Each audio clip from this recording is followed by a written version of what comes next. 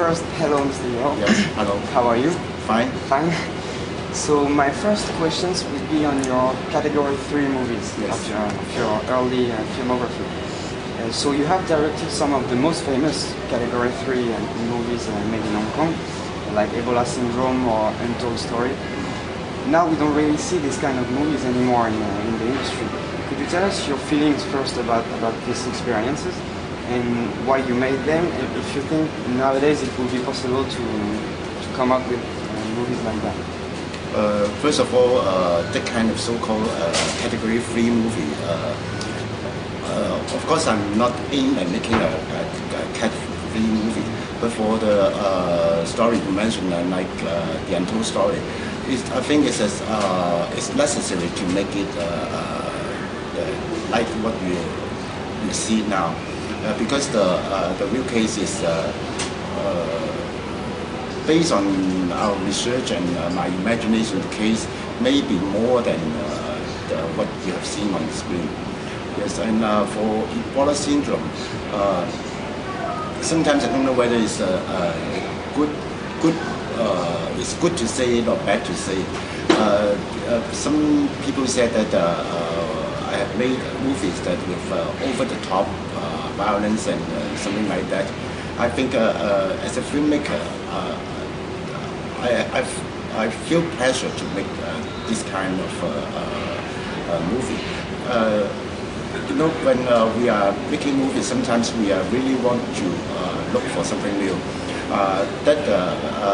What I say new, maybe it's not really, maybe it already exists.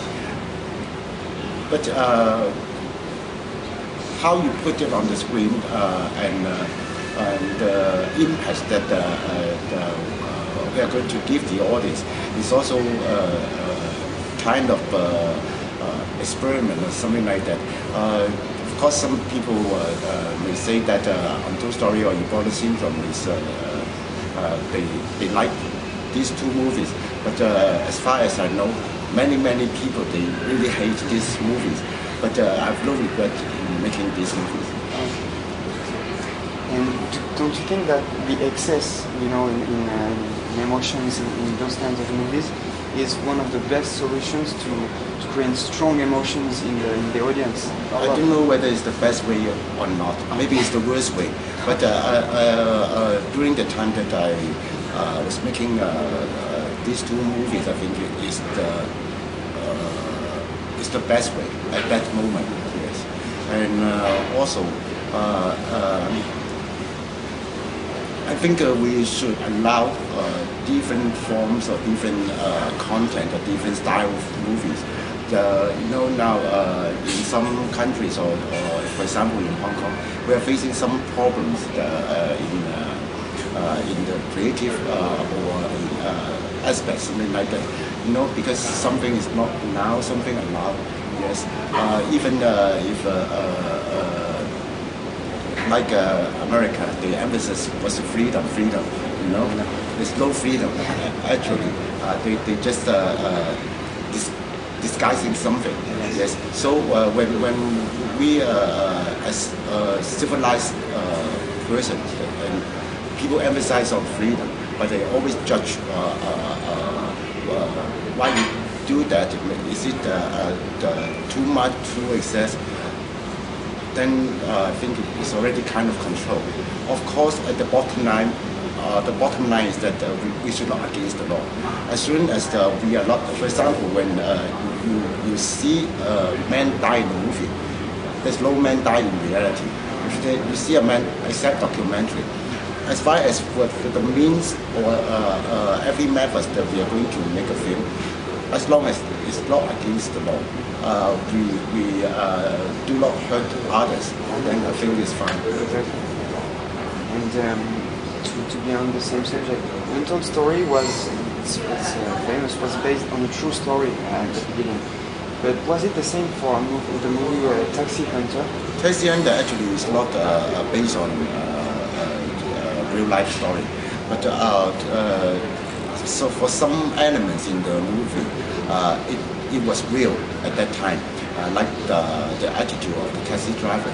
But there's no taxi driver killer in Hong Kong. It never happened. Yes, so actually it's kind of fiction. It's not real. But some elements in the movie is real. And did you have problems? Did you have problems with taxi drivers in that movie? No, before I make the movie, I've got a driving license. Okay, that's okay. So, in the movie Happy Family, you have a guest appearance in the movie. Yes. And you present yourself as the director of Untold Story. Yes. Do you think it's the image that everybody in Hong Kong has about you? And are you happy about this image? I'm the director of Untold Story. Yes. It's reality. Yes. I can't deny. So no matter you like it or you like it or not, it's already a fact. That is something in history I cannot change. So it doesn't matter to me whether you like me or you hate me. It's fine, but don't kill me. I understand.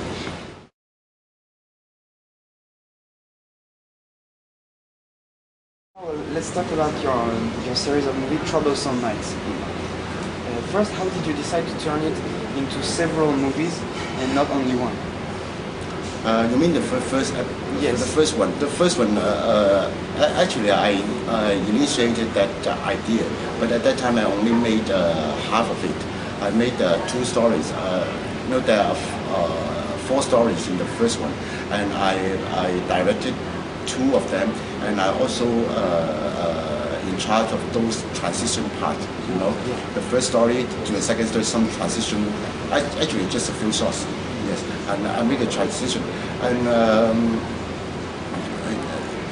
because I think it's the same in maybe in the Western or also in the Oriental, that we in our daily life we heard or we knew many some strange stories or ghost stories, but it's not long enough to make a feature length film. So we gathered some of those so-called ghost stories and make it into one. And it's not like before Troublesome Night we have some movies in Hong Kong already. In one movie you can see a few stories. It's in a separate part. You can separate one by one. But for Troublesome Night we want to make it like a movie, but with a few stories inside. So we work on some transition for the stories that we want to make.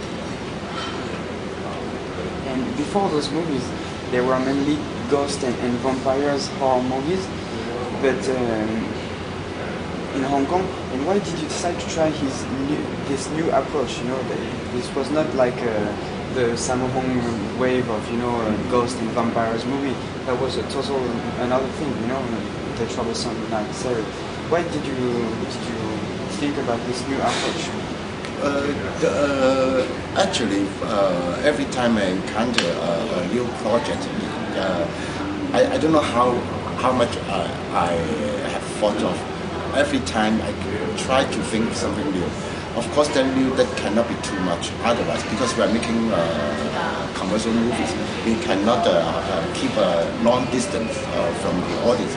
But as a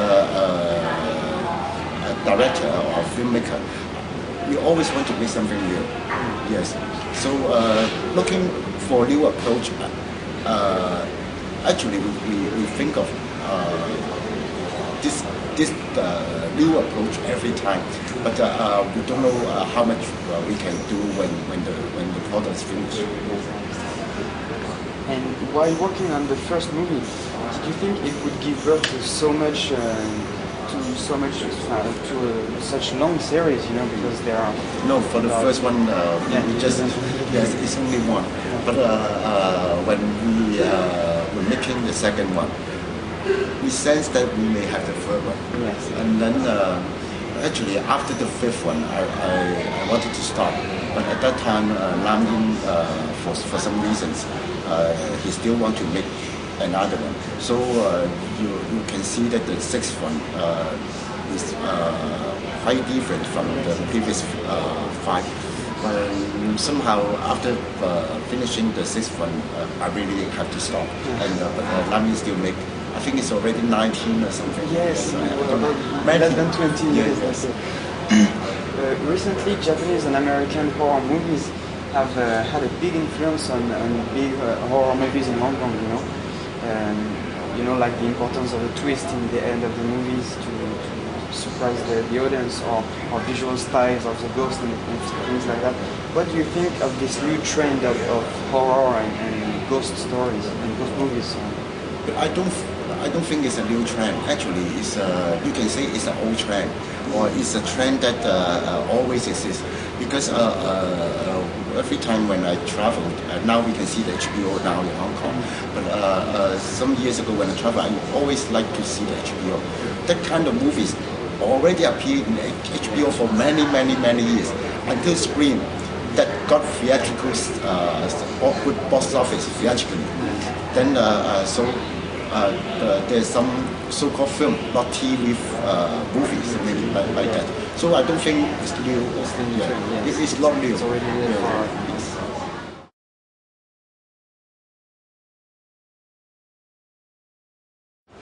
The story of the movie Killing End, shot in 2001, is very dramatic if you look at what happens to Andy at this moment. Was it your choice to make that kind of dramatic movie, or was it the trend, or maybe asking from the company?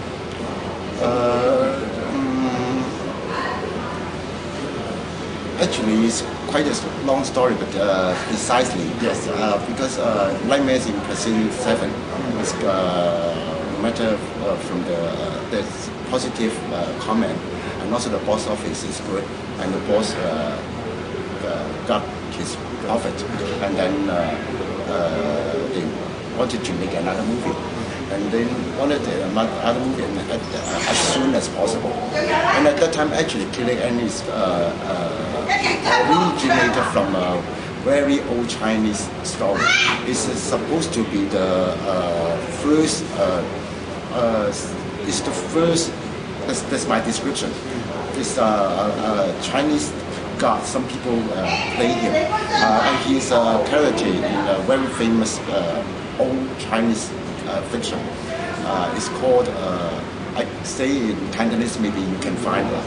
The book is Feng Shen Wang, and there's a character inside Feng Shen Wang called La Zha. And La Zha is described as the very first juvenile delinquents in China or Chinese, something like that. Yeah. So I always want to make that the story. And at that time, if I really want to read that story, it may be a special effect movie. Yes, because the La Zha, he fight against some strange animal, something like that.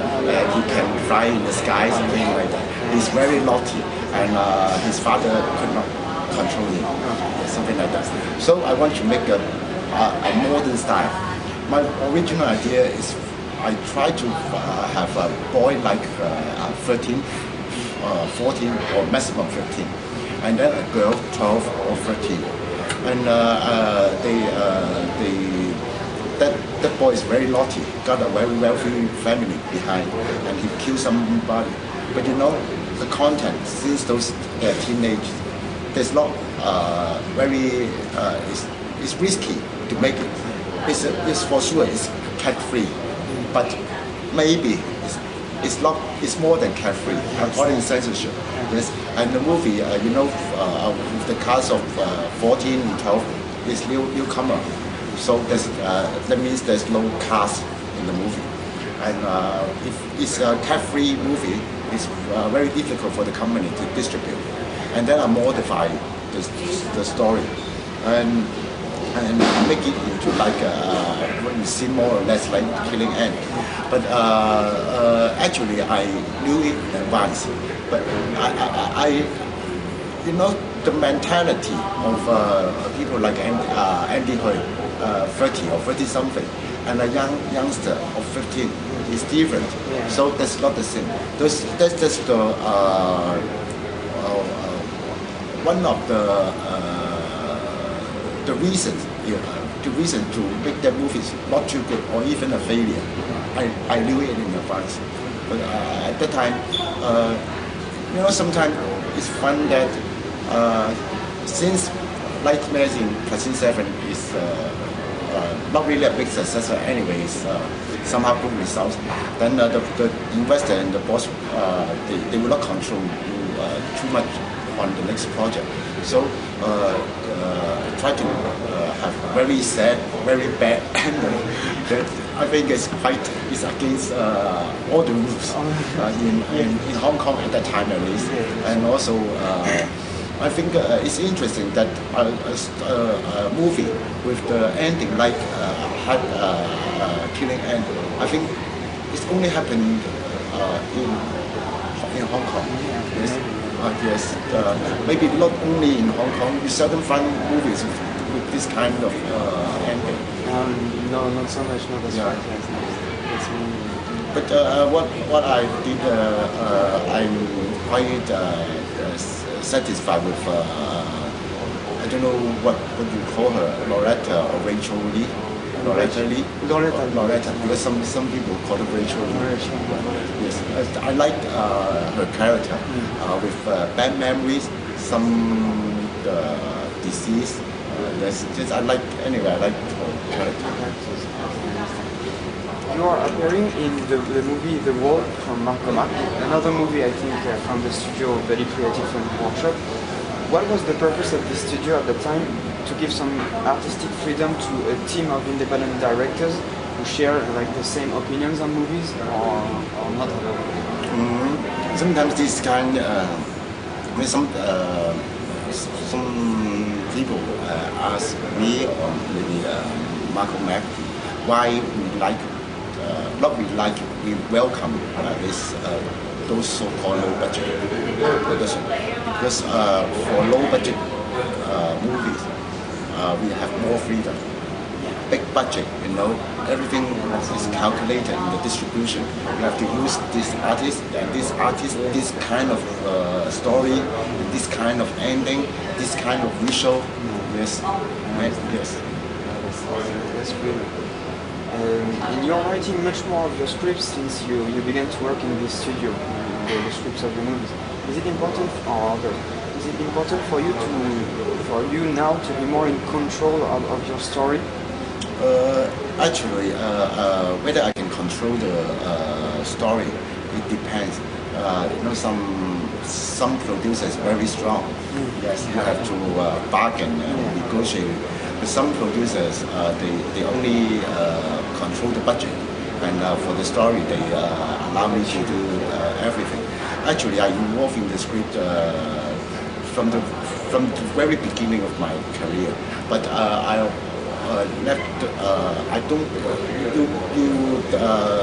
don't see my name on the screenwriter credit. Yes, because there's a scriptwriter. I don't want to take to share his or her something. But one time I found out that some people, they didn't even write the word, but they put their name as the scriptwriter. So I really wrote some or sometimes on the whole script. So I think I should have the name. And that's the beginning. After that beginning, you will find my name is on the credit of the scriptwriter if I did write it. And after a few years working for this studio, what are your feelings about this experience, this period? No special feeling. No special feeling. Yes. Just keep on making movie. Okay, that's a good answer.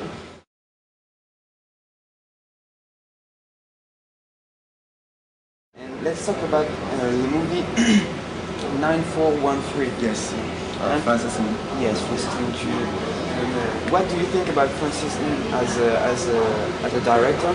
And did you enjoy working with him? Yes, of course I enjoy working with him, and actually I didn't know how good or how bad he would be as a director. At that time, he really showed some passion, his eagerness to be a director. So we joined together and make the movie. And more generally, how are your relationships with producers when you are directing? What are your relations? I assume it depends on which producer, but in general, what are your relations? Director and producer sometimes is kind of love and hate relationship. When the producer said that you spend too much or you cannot make the scene so big, something like that, to hate it. But when the producer sometimes you fight a lot of resources for you to make that movie. And but to me, usually once I promise a budget, I seldom or never over budget. It's not my style. In return, I only want let me do the story. Let me control how the story goes, something like that. You want $100 to finish a movie? I say yes, okay, $100 is fine. I won't ask for a dollar more. Yes, but let me leave the story to me. Okay. I understand. And for about your cinematography in general, you have worked on both big and small budgets. On the small production, the photography often looks quite natural, because of the budget, I assume probably. Which one of these movies you are the most proud of it for its photography and why? Photography, the way... Life 413, I like that photography, yes. Because firstly, we use very minimal equipment, and the movie is financed by us, you see, so every cent is very important. Yes. But I like the visual style, and there's kind of show that kind of sadness in a very subtle way, and also some of the long take. Some people say that a long take is kind of realistic approach, but sometimes when you use the long take properly, it can create kind of alienation effects or impact on the artist. And also, I spent a lot of times in controlling the color of the 9413 movie. And anyway, I enjoy my work as a DP of that movie. Yes. Your photography on No More Love and No More Death in 1993 is sometimes very colorful, like you maybe mentioned for 413. What were you influenced on as a cinematographer? At this period, how did it evolve, and what were your influences in cinema? Or not? Maybe other. You mean influence from? Yes. What are your influences? I can't say, I can't recall any influence from when I was a student. I like Gordon Willis, Lester Ormantos. Maybe Lester Ormantos, he's among those Hollywood DP. Lester Ormantos used very small number of lights,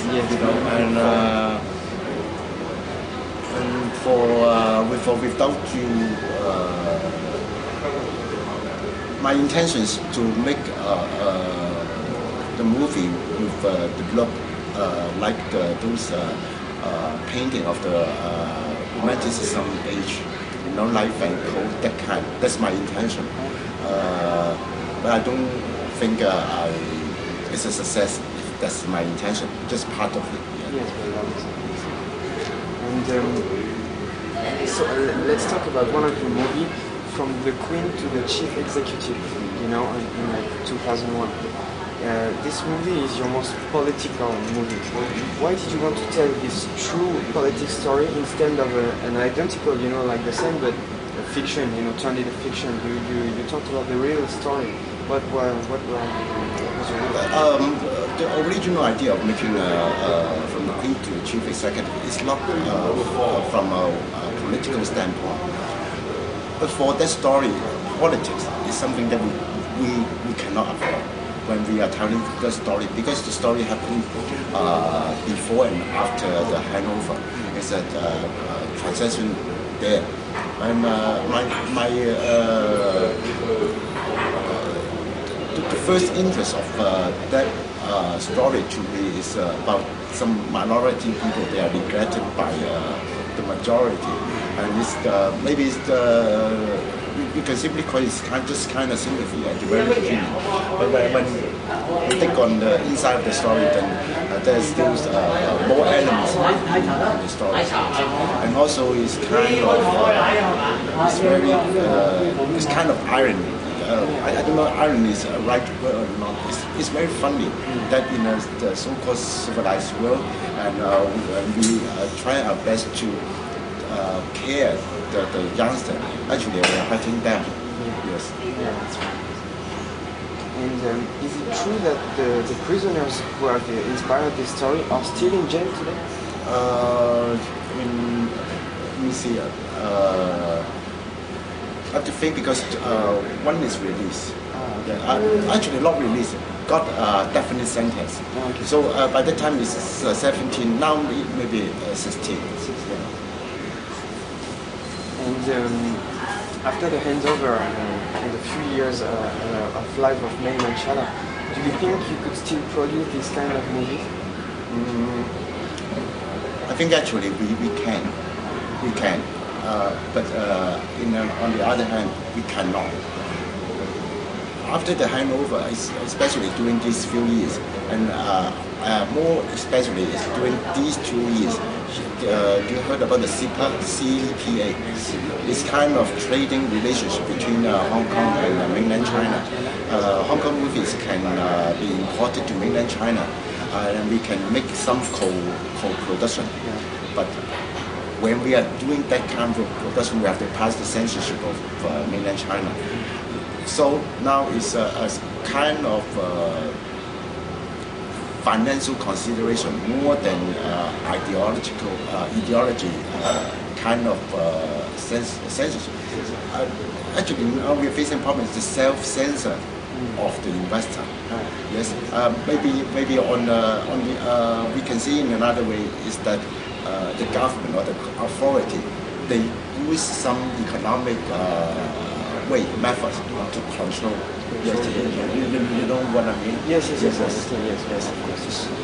And when you make that kind of movie, I don't think it will be banned in Hong Kong, but it cannot be imported to mainland China. So mainland China now is the big market for Hong Kong movie.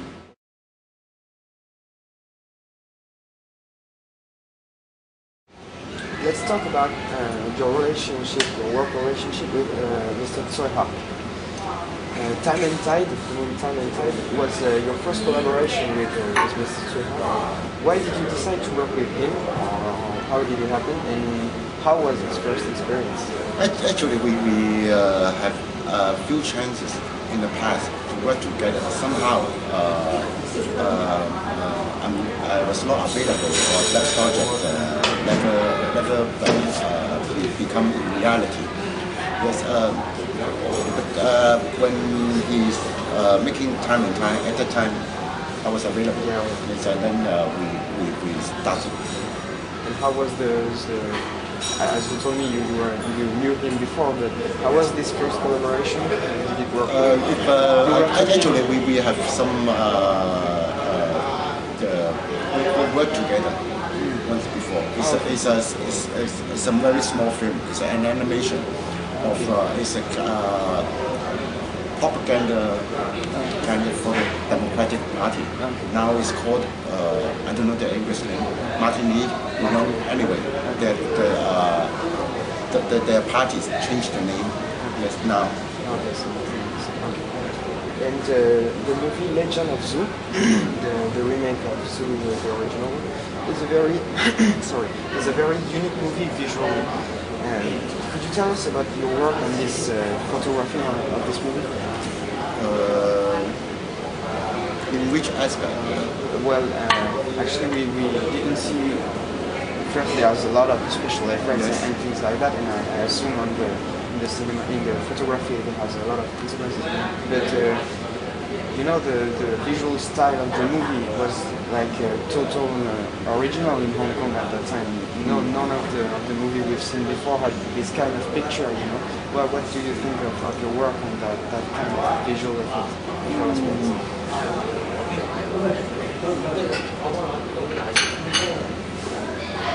It's very difficult to talk about the Legend of Zoo because almost for every shot we didn't complete it at the same time. You know, every shot with composite. Yes. When you make a green screen, even on the real thing, still something put together. So we need a lot of imagination. You know, when I can say that there are things that maybe 10 or 20 shots is low, cut, okay, and you see on the screen. Yes, every shot we made. Yes, and the post-production is horrible. It's very tough. It was longer than the production, maybe? It's long, and also because we work with China, you have no time to sleep.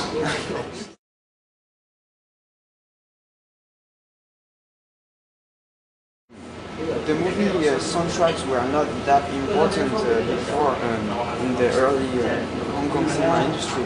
Which movie?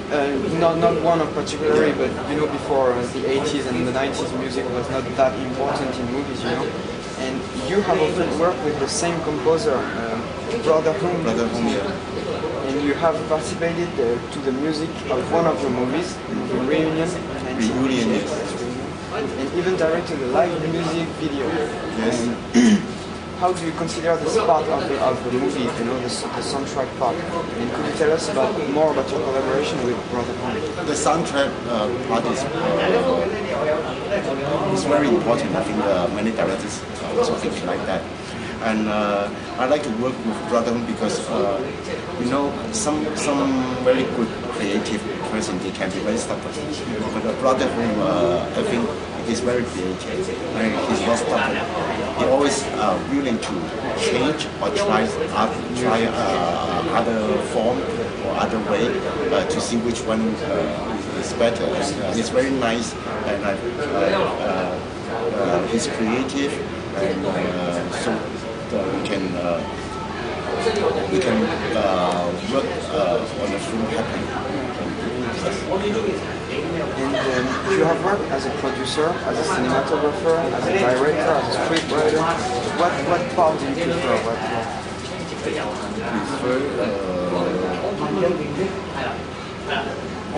Of course, ultimately, of course, I want to direct a movie that the audience, when they see the movie 50 years later, they still think that it's a good movie.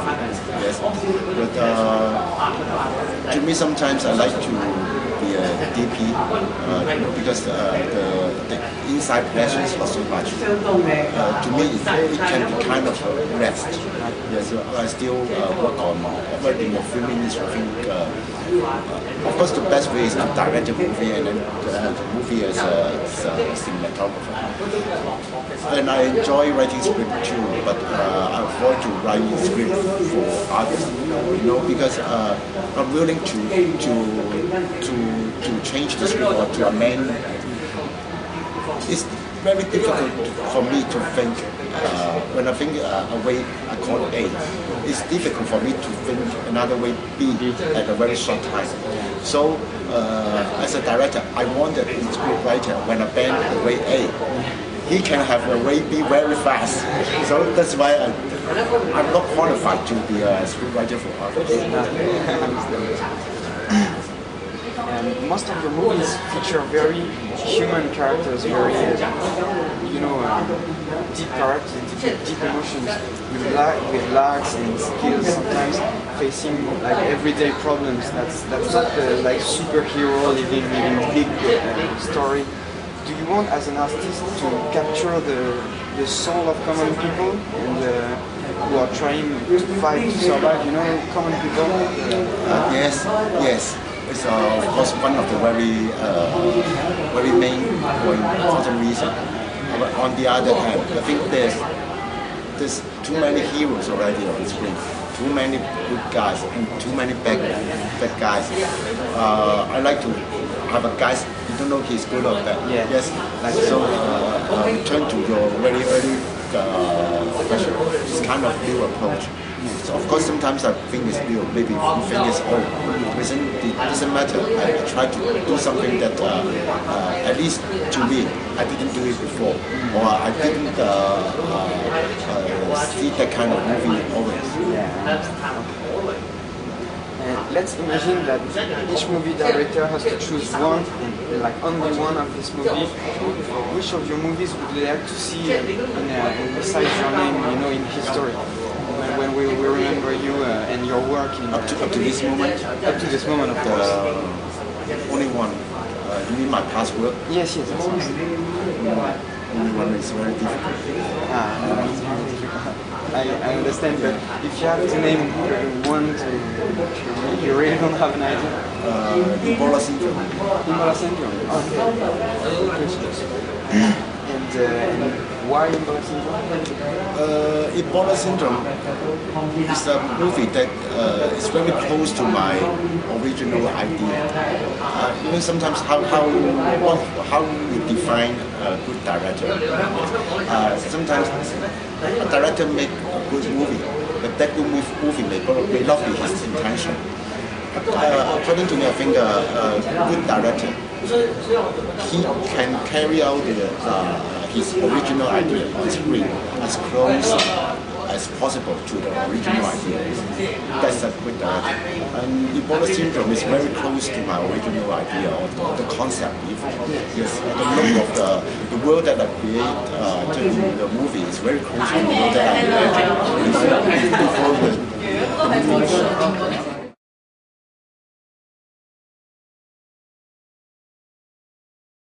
What was your purpose when you have directed Happy Family? To try a new kind, a new genre movie, or to follow the new trend of the Hong Kong cinema in general?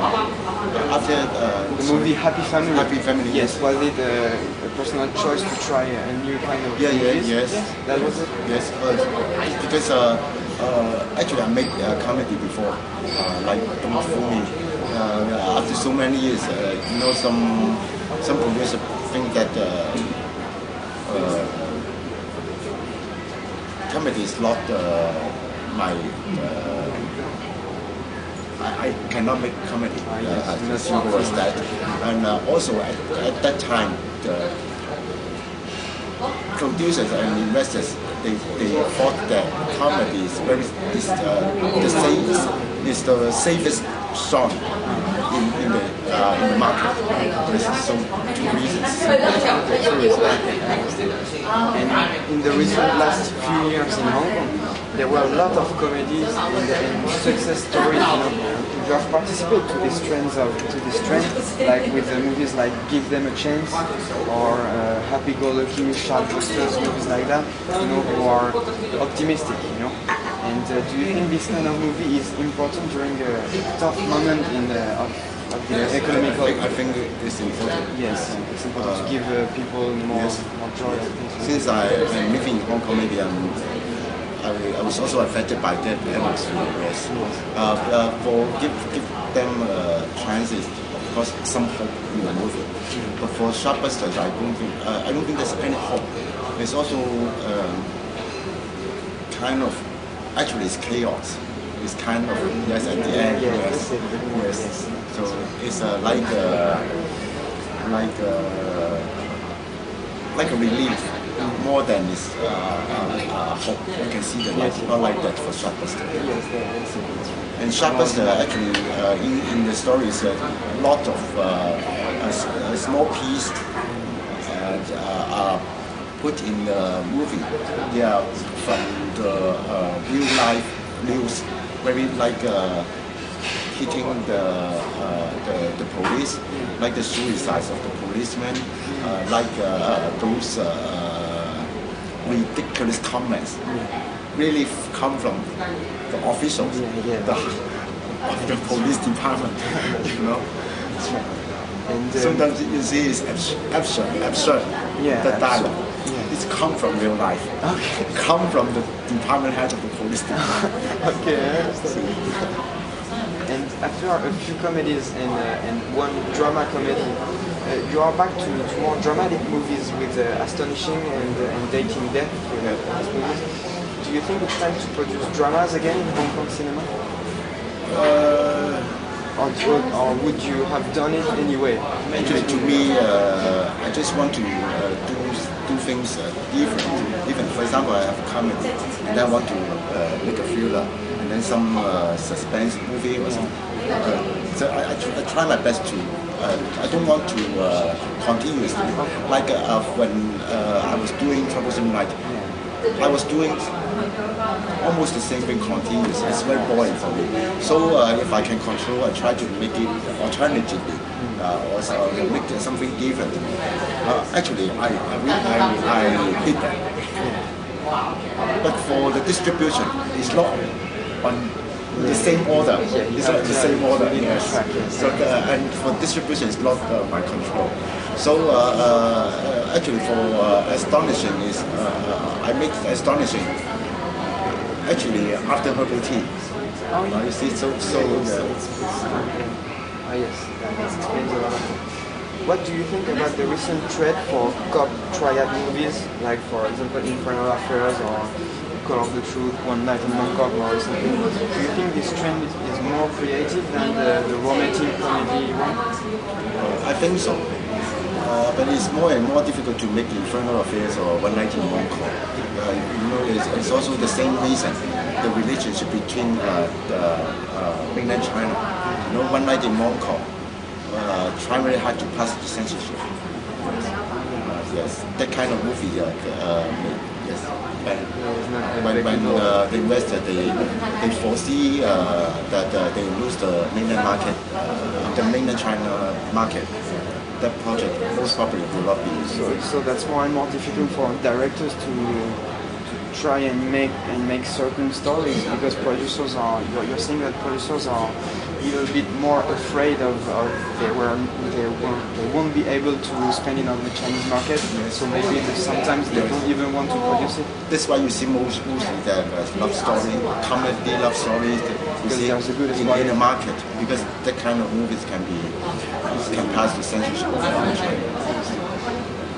And recent Hong Kong movies have a better production values, you know, like bigger budgets for first, and better soundtracks, cinematography, more work and everything, but are often in the other end criticized for the lack of originality. And which period do you prefer? The one with small budgets and creativity? Of course, creativity is the most important. So the period of the 90s, like where they want a lot of money, but actually everybody wanted to make good movies. Actually, that kind of look, the big professional look, those Hollywood movies, to me, is very, very boring. Okay, too boring. Okay, that's the answer I want to. Okay, perfect. That kind of lighting, soft lighting, very boring. Exactly. Okay. Oh, perfect. Well, that was my last question.